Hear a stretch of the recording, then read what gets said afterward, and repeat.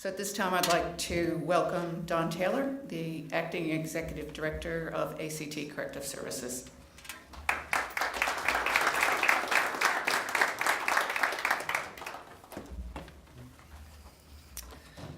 Thanks, Laurie.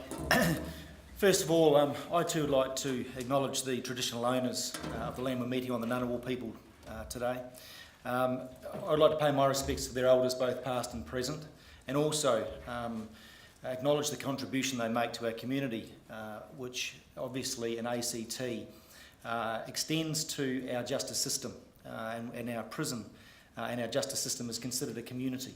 I just want to acknowledge the contribution they make to that environment, because it's absolutely critical. Auntie Violet talked about being welcomed, and I think it's critical again to be welcomed by the traditional owners of the land we're on, and respect that, and then to do whatever we can to acknowledge that respect, which we're all doing. There's a couple of things that I want to just touch on, and look, it's interesting to follow such a insightful speech as David has provided to us. I'm sure that he stole my speaking notes as he walked in the room. So the good thing about that is that I can just sort of basically say, well, thank you, David, and what he said, I'm saying. But look, I just want to touch on a couple of points. First of all, welcome to everybody here. I want to acknowledge the work that Laurie and the team have done in organising this conference, a huge amount of work. I also want to acknowledge Janet Lee Hibbard, the General Manager of Community Corrections here in ACT. There's a huge amount of work that goes into all of our environments, and certainly ACT being a small jurisdiction, people might say it's not as difficult, but it is exceptionally difficult and it's complex. So I acknowledge the work that is done in that space. My history, I'm not going to talk too much about me, but I think my history, I came from New Zealand, and please don't hold that against me. I did 22 years in New Zealand corrections before I went to Melbourne and spent a few years there before coming to the ACT 5 years ago. And the reason I mention that is that right across the jurisdictions, as you all know, the work we do in corrections has changed significantly. And violence, in my view, I've been in corrections for 30 years, and violence has been part of what's going on for that whole time. Domestic violence has always been there, and it is prevalent across all jurisdictions. The work that's been done around domestic violence and linking what David talked about as the overarching incentives of government provides an authorising environment for us as correctional practitioners, and specifically community corrections people, to operate and to make a difference in that space. I wanted to reiterate a couple of things that David said. I was staggered to hear that in Australia there's one death per week related to family violence, and that's huge.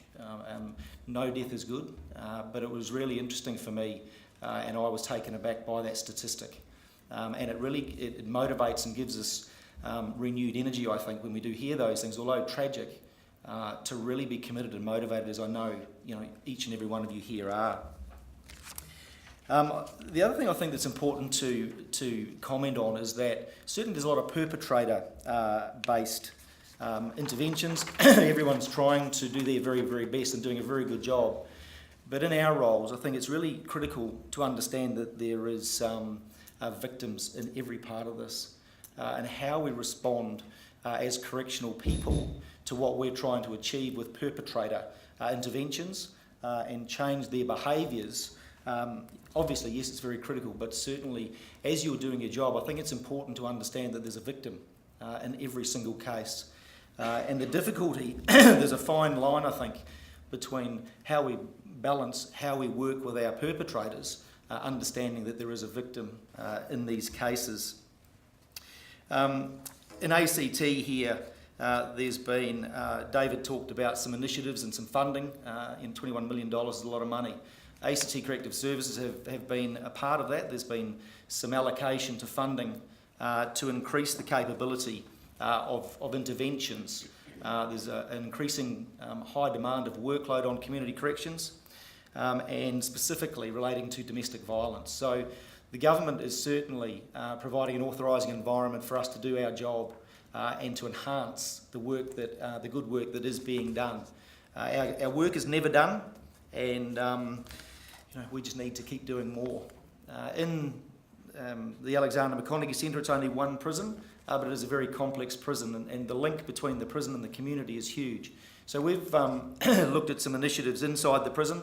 There's a domestic violence abuse program for men that obviously we're trying to encourage a change of behaviour for our men towards their partners. There's also a Out of the Dark program, which is delivered within the prison and also in the community for female offenders who have been victims of domestic violence, which again I think is exceptionally critical. There's lots of other programs. I'm sure you all do the same, so I won't talk too much about that. But what I will say is I encourage the motivation and initiatives around new interventions and new incentive programs to try our very best to minimise the ongoing domestic violence and the victims that are as a result of that violence. The cohort that you're working with is not a straightforward cohort. They're difficult and complex people that have obviously had various traumas in their own lives. And so that again, it's not just a matter of intervening with the domestic violence approach. It's a matter of trying to work through and understand what drives people to be what they are, and then implement our interventions to try and manage that. I'm really, again, proud to be here. I'm not going to say too much more except to reiterate that the work that's done in corrections in general is fantastic. And all of you people here, I think it's fantastic that people from all jurisdictions are coming to a place like this. I look across the room and there's some obviously amazingly motivated people. And these conferences are a space to be able to share and to take new initiatives. And I commend each and every one of you for the work you do. As Executive Director at the moment, it's we look at the environment of government and how we can support the work that's done, but it's critical for you people to be at the operational end and of working with community and NGOs and those everyone in our community to try and make a difference. So I commend each and every one of you on that. And I'm sure you'll enjoy your 3 days here in fantastic Canberra, and I hope you return to see us sometime soon. So thank you very much.